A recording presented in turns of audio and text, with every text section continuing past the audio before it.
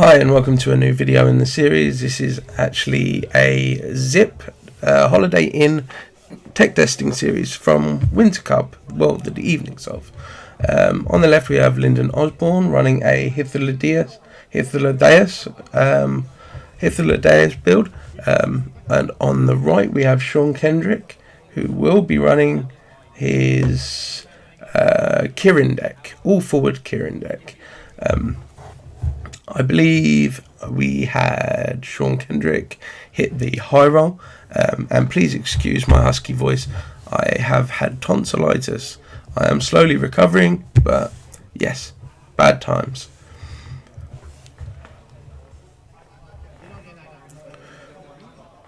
You're about to see a very insane matchup. Now, when I first saw this deck, I just had to get it on film. It blew my mind. It's crazy.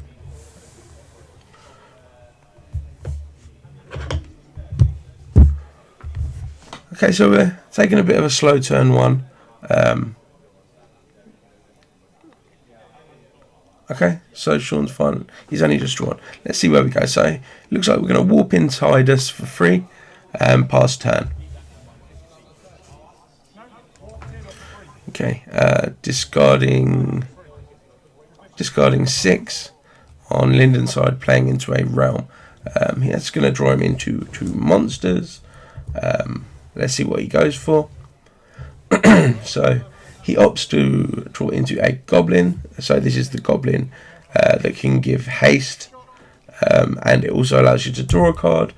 And he also drew into a Kirin, which is choose one forward and it gains 3,000 power plus haste, first strike and brave.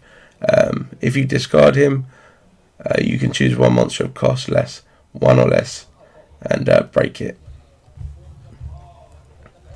So back over to Sean.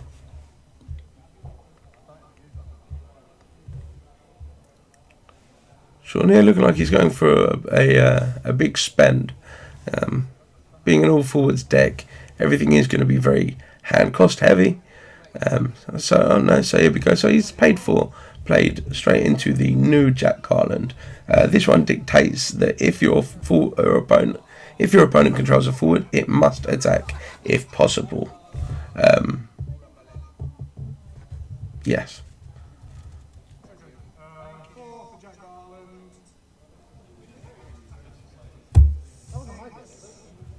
And paying a further 6, playing into Reagan. So Reagan, when a forward other than Reagan enters the field, you can choose one forward opponent controls and dull it. When he enters the field, choose 4 cards in your break zone, remove them from the game. If there are 4 or more different elements among the cards removed by this effect, search for one forward of cost 4 or less other than a multi-element and play it onto the field. So in an all forwards deck, yeah, it's a great include.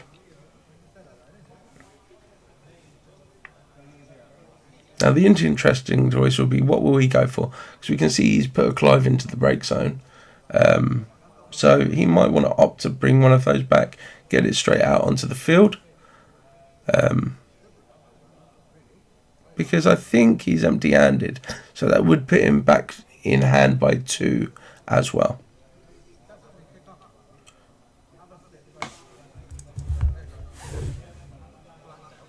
So he's actually put down a Squall. So yeah, Squall, if the player has 2 or less cards in hand, Squall gains haste. If both you and your opponent have no cards in hand, he also gains first strike and brave. When he attacks, he also deals 4k to all the forwards opponent controls. Okay, so he changed his mind anyway. He's taken that back. He's opted for the Clive. Which, yeah, to be fair, I'm not surprised. So yeah, straight to combat. He's going to draw 2 cards off that. So yeah, that's great. And then yeah, he went to pass, but looked like he opted to warp in a Theodore. Graciously showing us with his fingers there just how many turns it has till it warps in. Now, Lyndon had to attack because of Jack Garland's stated effects.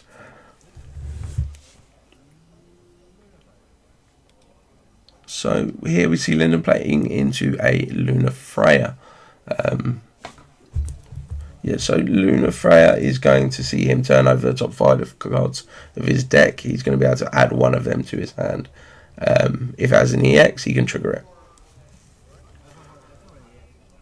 So looks like he's opting to take the looks like he's opting to take the Larsa. So this is going to help him search into his engine that really helps him pick up tempo in this game. I don't know if we'll see it this turn.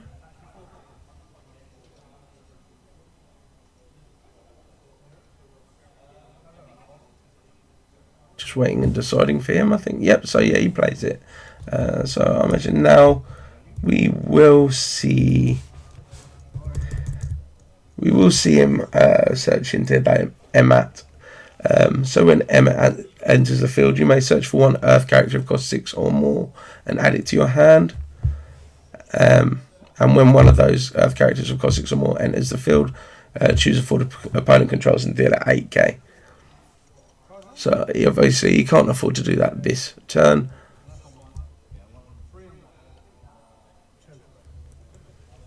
So yeah, he has passed turn back to Sean.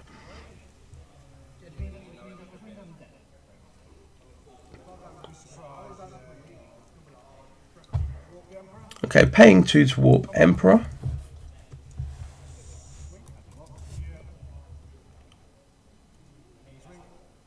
Okay, so he was forced to block with the Lunar Freya because of Jack Garland, allowing another 2 points of damage to go through, also getting another draw off the Clive.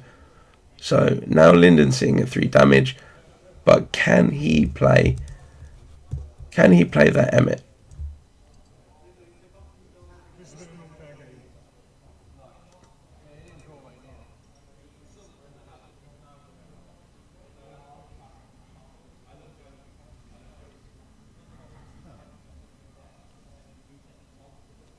Here we go.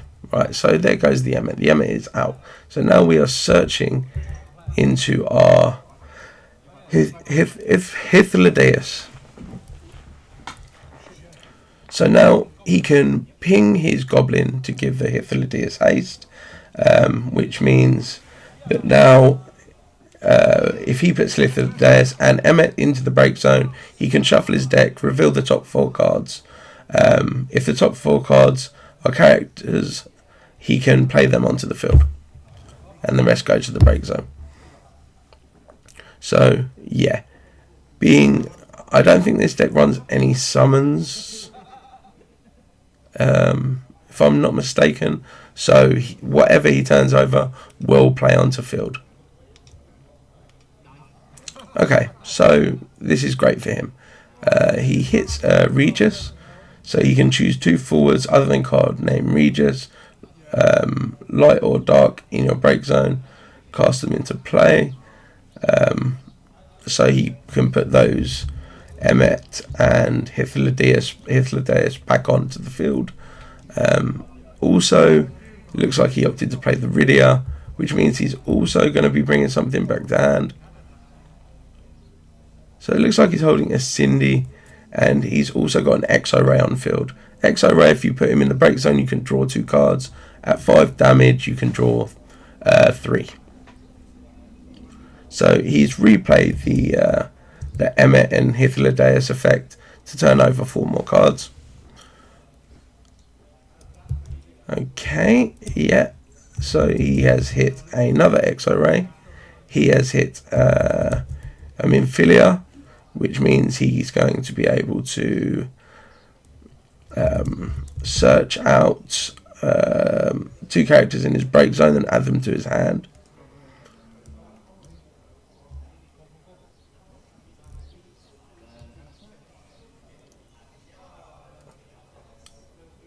Yep, so he's managed to get that Emmet back on field, triggering its effect to search out for the Hythlodaeus again.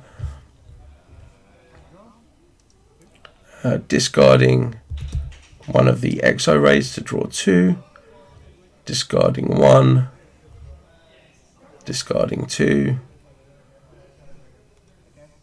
to pay the Hythlodaeus again. Puts Goblin onto field as well, removes it from play, pings the effect again. You're going to see him shuffle and turn over 4 again. So this is the engine that we're talking about here. It's insane. If you run enough cards that give you instant haste effects and a lot of return effects, you can progressively keep doing this until you have a field state which is big enough and wide enough. Then all you need then is to be able to give haste, and you're away for the races.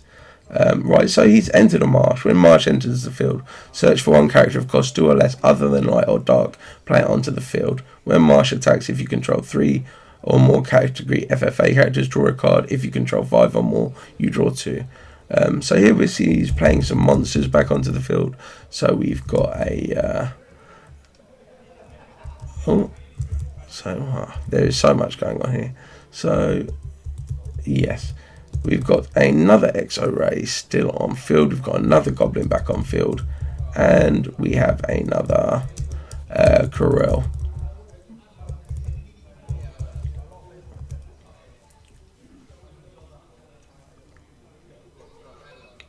Also we have the Sahagan Chief, of course, who I don't think is active at this point. I don't think he's live yet. So seeing discarding for 4, and here we go. So we are playing the Emmet Hythlodaeus again. So ping off that effect, shuffle his deck. He's going to draw 4 more off the top, get them on field. So he's only actually at 2 forwards at the moment, but we can see this change very, very quickly. So here we see Shantoto enter the field. We see a Vinil, a Mont Leonos, all great value. So let's see the Mont Leonos. When he's put from the field to break zone, what do we want to see here? Choose one Earth forward or cost 6 or less in your break zone, play it onto the field. So he's instantly getting one of those Emmet or, well, yeah, ideally Emmet or Hythlodaeus onto the field again. Shantoto's value. Choose one character, cost 3 or less in your break zone, play it onto the field. So he's now recurring forwards back onto the field. So remember, this is all Lyndon's turn. I want to say turn 3, but it is just going off insane. It is absolutely insane. Okay, so it looks like he's got that Vanilla out as well.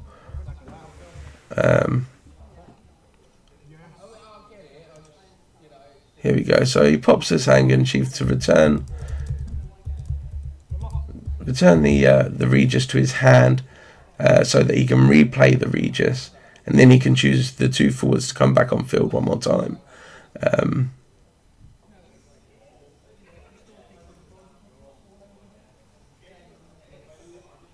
So yeah, it looks like he's now played out his Allure. During each turn, when Allure is chosen by a summoner ability for the first time, cancel its effect. Special, activate all the forwards you control, they gain haste. So this is the point in which now Lyndon's board is becoming very, very lethal. I imagine he'll just do whatever he can now to get out any more forwards before spending that special, and then he'll finally go to combat. So here we go. Haste.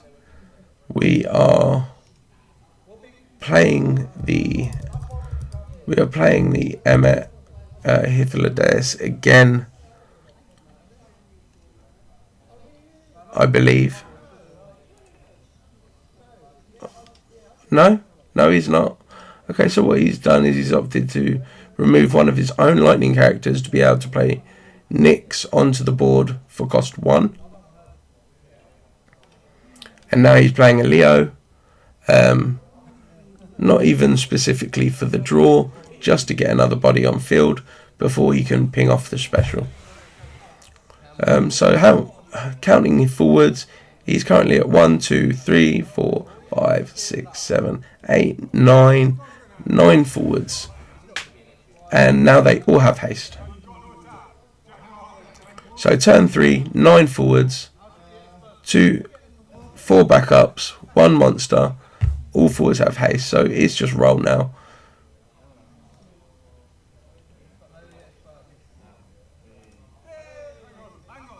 Oh, I believe that Sean just hit an EX, which makes no change to the field state, and that is game. But absolutely insane. When I saw him play this, I just felt I had to showcase this in some form of another. I've done my best to try and keep up with all of the interactions, but it's such a fast pace moving deck once he gets rolling with it. But yeah, I hope you enjoyed it, and we'll see you for the next video. Thanks.